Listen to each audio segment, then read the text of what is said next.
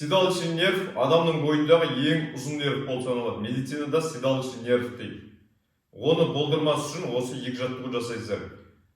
Седалищный нерв неге ауырады? Егер беліңізде протрузия, грижа болса, остеохондрозның түрлері жамбастан төмен қарай аяққа, балтырға, санға, табанға дейін беріп ауырады. Ол үшін осы жаттығуды жасаңыздар. Екі жаттығу көрсетем, оны болдырмас үшін. Мысалы, осылай жатқаныңыздан жаттық, ең бірінші қолды жібереміз, қыздырын алу керек, аяқты көтереміз, қосып осылай бір, екі деп. Мысалы, денені бас бір орында тұрады, осылай 20-30 рет жасадыңыз. Екінші жаттығу, ең басты жаттығу, осылай жаттыңыз, аяқты міне саламыз.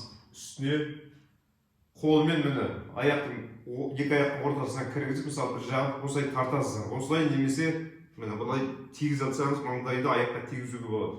30 секунд 1 минут. Сосын келесі жағын жасаймыз. Аламыз, 30 секунд 1 минут тартамыз. Егер бұл қиын болған жағдайда, осы аяқты түсіреміз, басында қиын болуы мүмкін, седалищный нерв ауырады. Бір аяқты міне көтереміз. Қарсы бағытқа тартамыз, басты көтереміз, қарсы бағытқа тартамыз. 30 секунд 1 минут. Осылай жатамыз. Жібергенде жай жібереміз. Осылай екі жағына